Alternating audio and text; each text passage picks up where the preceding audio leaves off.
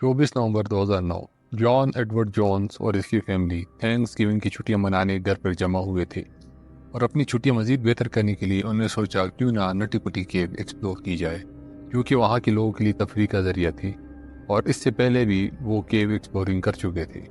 ये 11 बंदों की टीम रात को 8 बजे नटी पटी केव पहुंची और केव में घुस गई, लेकिन इनको ये अंदाज़ा नहीं था कि आज की रात इनके लिए कितनी भारी और क़यामत खेज बनने वाली है।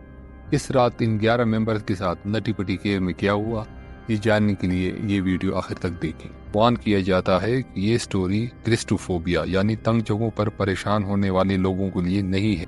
आप सब ख्वातीन व हज़रात को हक टीवी पर खुशामदीद कहते हैं। नटी पटी केव 1960 में दरियाफ्त हुई थी और बहुत ही पुरखतर और पुरपेच गारों पर मुश्तमिल थी। इसको बिगिनर्स केव भी कहा जाता था क्योंकि कुछ लोग समझते थे कि ये इतनी मुश्किल नहीं है।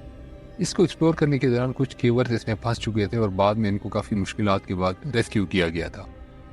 ये देखते हुए गवर्नमेंट ने नटी पटी केव को बंद कर दिया, लेकिन लोगों के एहतजाज और बार बार खतूत के बाद आखिरकार नटी पटी केव को मार्च 2009 में फिर खोल दिया गया।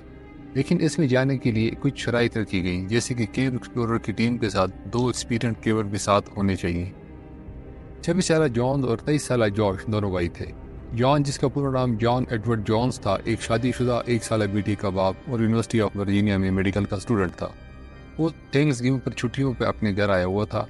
11 फैमिली मेंबर्स के साथ नटी पटी केव साल्ट लेक सिटी यूटा जाने का प्रोग्राम बनाया। ये पार्टी रात को 8 बजे केव के पास पहुंची और केव में उतर गई।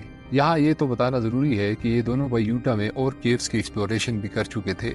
इस बात पर काफ़ी बहस चल रही थी, क्योंकि जॉन और इसकी वाइफ दोनों ने काफ़ी अरसे से केविंग नहीं की थी, तो क्या वो एक एक्सपर्ट के तौर पर इस ग्रुप को लीड कर सकते हैं कि नहीं। पहले 1 घंटे तक तो सब कुछ ठीक था और ये ग्रुप बड़ी हंसी खुशी के साथ पहले पोर्शन तक पहुंच गया, जिसका नाम बिग स्लाइड था। यहाँ ये ग्रुप बैठकर थोड़ी देर तक गपशप करता रहा।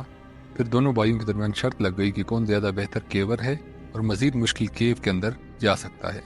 उन्होंने चैलेंज किया कि जो सबसे मुश्किल हिस्सा था, जिसको बर्थ कैनाल कहते हैं, इसको नेविगेट किया जाए। बर्थ कैनाल एक बहुत ही मुश्किल एरिया था, जो कि एक्सपर्ट केवर्स के लिए भी एक चैलेंज होता था और काफ़ी केवर्स इसमें फंस चुके थे। जॉन और इसकी वाई ने मैप से रास्ते समझने की कोशिश की और गार में मज़ीद अंदर चले गए।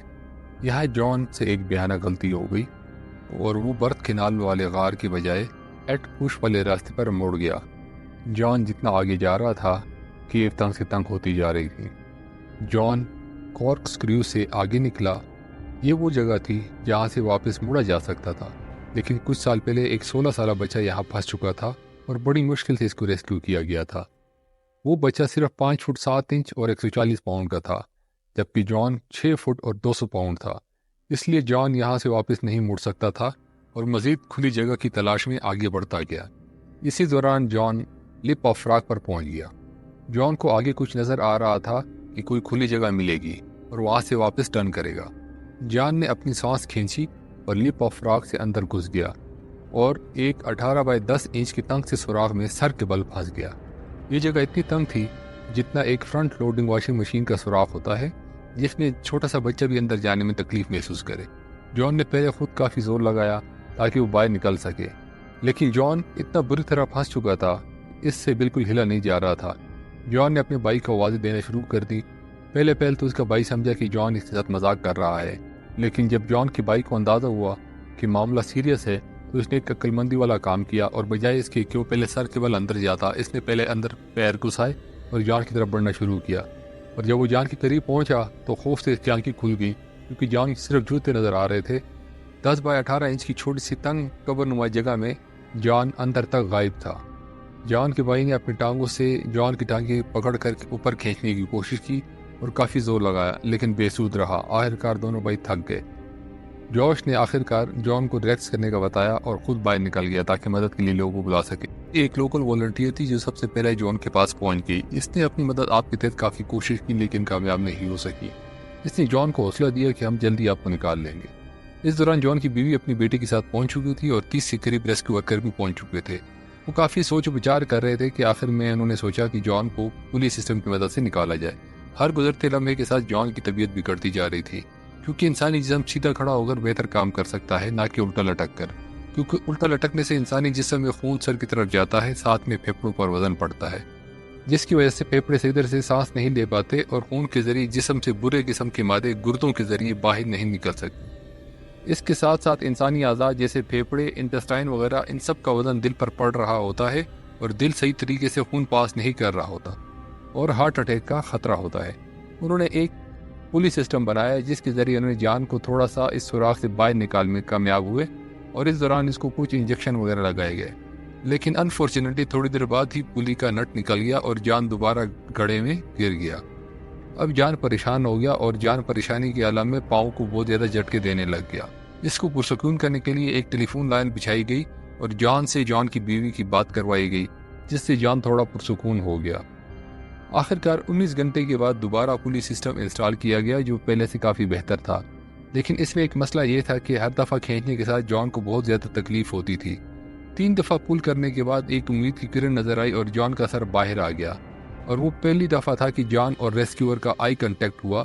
انہوں نے دیکھا جان کا چہرہ بہت زیادہ لال تھا اور اس کی آنکھیں باہر نکلی ہوئی تھیں، لیکن وہ پرسکون تھا۔ 19 گھنٹے الٹا لٹکنے کے بعد جان کی ٹانگیں بے جان ہو چکی تھی اور جان ان کو ہلا جلا نہیں سکتا تھا، جس کی وجہ سے ریسکیور نے سوچا کہ جان کی ٹانگیں توڑ دی جائے کہ اس کے بغیر جان کو نکالنا مشکل تھا۔ لیکن جیسے ہی وہ اسے مزید اوپر اٹھانے کی کوشش کر رہے تھے اور پلی لگانے کے لیے دیوار میں جو سوراخ ہوا تھا اس میں سے نٹ نکل کر زور سے ریسکیور کے چہرے پر لگا، کچھ پتھر ٹوٹے اور جان کے اوپر گرے اور جان دوبارہ اس سوراخ میں مزید سختی سے پھنس گیا۔ لیڈ ریسکیور کے منہ پر شدید چوٹ آئی اور تھوڑی دیر کے لیے بے ہوش ہو گیا۔ اس کو فوراً اسپتال بھیج دیا گیا۔ سیکنڈ لیڈ ریسکیور جو جان کا والد تھا، اس نے کوشش کی کہ جان کی کمر کے گرد رسا باندھا جائے، لیکن اس دوران وہ خود پھنس گیا اور جان کے والد کو نکالنے میں ان کو کافی شدید چوٹیں آئیں۔ اس کے بعد تیسرا ریسکیور اندر گیا اور اس نے ٹائم کی کمی کی وجہ سے افراتفری میں کوشش کی کہ جان کے ارد گرد چٹانوں کو کاٹا جا سکے جو کسی طریقے سے جان کو نکال لے، لیکن وہ بھی ناکام ہوا۔ اب جان ہل نہیں پا رہا تھا اور بالکل پرسکون حالت میں تھا، جیسے کہ وہ کارڈیک اریسٹ میں چلا گیا ہو، یعنی دل کا دورہ ہو گیا ہو۔ اب دوبارہ جان کی وائف کو بلا کر اس سے بات کرائی گئی، لیکن جان کی طرف سے کوئی آواز نہیں آئی۔ اس چیز کو چیک کرنے کے لیے کہ آیا جان زندہ ہے یا مر چکا ہے، ایک پیرامیڈک اندر گیا اور اس نے جان کی نبض دیکھی اور وہی ہوا جس کا ڈر تھا۔ اس نے اعلان کیا کہ جان مر چکا ہے۔ اس کے بعد ریسکیو ٹیم نے سوچا جان کی لاش کیسے نکالی جائے، جو کہ اس کو کاٹے بغیر ناممکن تھا، لیکن اس میں ریسکیورز کی لائف کو بھی شدید خطرہ تھا۔ اس لیے انہوں نے آخرکار جان کی فیملی کے ساتھ بات چیت کی اور اس بات پر متفق ہو گئے کہ جان کی باڈی کو نٹی پٹی کیو کے اندر ہی چھوڑ دیا جائے، اور نٹی پٹی کیو جان کی آخری آرامگاہ ثابت ہوئی۔ آپ سب سے درخواست ہے کہ ایسی مزید معلوماتی ویڈیوز جاننے کے لیے ہمارے چینل کو لائک اور سبسکرائب کریں۔ شکریہ۔